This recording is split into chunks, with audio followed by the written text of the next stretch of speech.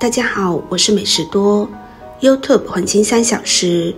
如果是我的铁粉，请给我一个 like。第一次看我的视频，请您静悄悄地给我一个 like。在日常生活中，中老年人的眼睛出现问题的情况比较多，比较常见的就是飞蚊症。其实飞蚊症就是我们在看东西的时候，老是觉得有一个黑点在随着视线移动而移动，但是伸手去抓却并没有发现什么东西，这就是飞蚊症的表现症状。飞蚊症一般多发在中老年身上，是眼睛玻璃体的一种自然的老化现象。也就是说，随着年龄的增长，眼睛里的玻璃体会逐渐的老化，玻璃体液化，产生一些浑浊物，这些浑浊物则是由玻璃体的变性所引起的，形状也是不规则的，有的是点状的，有的是线状的，还有一些面积更为大点的椭圆状。正常情况下，飞蚊症虽然对人体没有什么重大的伤害，但是会影响我们看东西的视线，给日常生活带来不便。同时，如果飞蚊症产生病变，则很有可能导致眼睛的失眠。今天就用枸杞加一物，对治疗飞蚊症很有帮助。一起来看看是怎么做的吧。枸杞是药食两用的，其养生效不错，营养也不错。枸杞含有丰富的胡萝卜素、多种维生素和钙甜等营养物质，这些对身体健康有益，并且枸杞具有滋补肝肾、益精明目的功效，有明目之功效，也被称为明眼滋。根据现代医学的研究发现，枸杞当中的枸杞多糖、胡萝卜素能够帮助机体清除自由基、抗氧化，维持晶状体的正常代谢，这些对帮助防止晶状体蛋白变性、减轻其浑浊程度有帮助。我们现在准备10克枸杞汁。正常情况下，我们对枸杞汁营养吸收的用量是25粒到30粒，过多食用的话会给我们的身体带来负担，容易上火。我们先把它放在一旁备用。接着准备适量的大米，大米数量可以根据家里人数准备，加入清水将它清洗干净。大米在淘洗的时候尽量不要用手搓，轻轻抓洗几下即可。米饭有预防眼部干燥、视力模糊的作用，能有效治疗结膜充血、瞳孔扩大、近视等眼部疾病。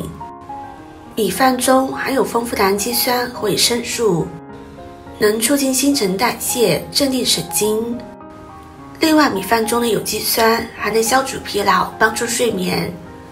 大米清洗好之后，把水倒掉，这个水大家可以留着洗头发，可以滋养头发。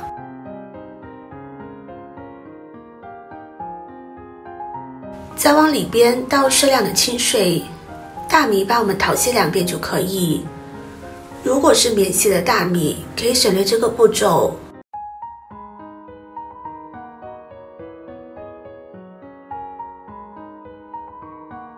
洗好之后把水倒掉，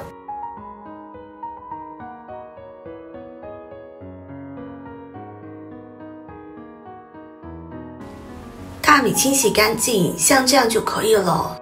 直接倒进锅里，往里边加入适量的清水，开中小火慢慢加热。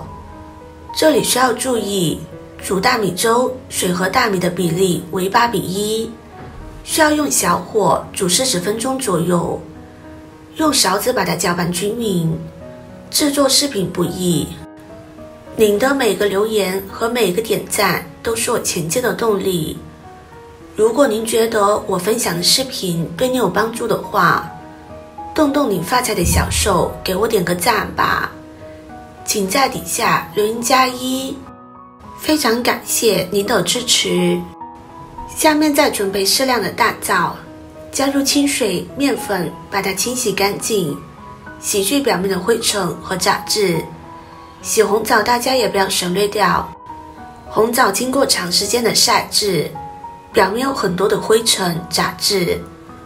红枣中含有维生素 A， 维生素 A 可以减少眼部疾病，能减少视力减退，具有保护视力的作用。红枣中所含有的维生素 A 可保护眼睛。如果感觉到视力疲劳，可以多吃些红枣。我们多换清水，把红枣清洗几遍。红枣清洗干净之后，把它控水捞出，放入碗中。用剪刀将红枣剪成小块，顺便去煮枣核，这样能够使红枣的营养更容易释放出来。红枣剪好之后，如果大家喜欢吃软烂一点的，就可以和大米同时煮。反之，我们可以和枸杞一起放。这里我比较喜欢入口即化的感觉，所以我这里就和大米一起煮。在煮粥的期间，我们需要打开盖子，用勺子搅动一下，防止大米粘锅底。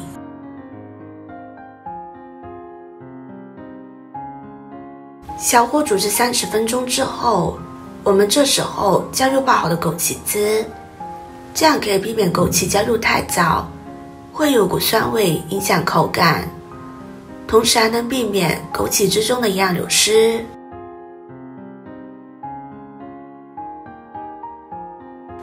40分钟之后就可以关火了，这个时候粥已经完全煮熟了。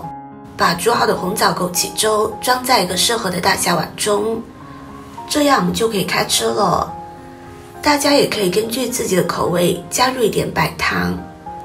我们拿枸杞搭配红枣煮粥，它不仅可以最大程度地激发出枸杞和红枣中的营养成分，发挥出它的作用，而且还可以让我们的身体更容易地吸收枸杞、红枣中的营养，被我们身体所利用，从而达到更好的滋补作用。枸杞红枣粥呢，它的口感特别的绵软，吃到嘴里有着那种入口即化的感觉。特别是当你吃到一颗红枣的时候，带着那种微甜的感觉，吃到嘴里特别的舒服。关键是枸杞红枣粥做法非常的简单，不管你是厨房老手还是新手，做起来都得心应手。这道粥也适用于经常头晕目眩、耳鸣以及腰膝酸软的人食用，对于眼睛干涩、飞蚊症都有很好的辅助治疗作用，大家可以收藏起来试试。视频看到这里了，麻烦各位哥哥姐姐动动小手给我点个赞吧，点击我的头像可以看到更多的美食视频，我们下个视频见啦！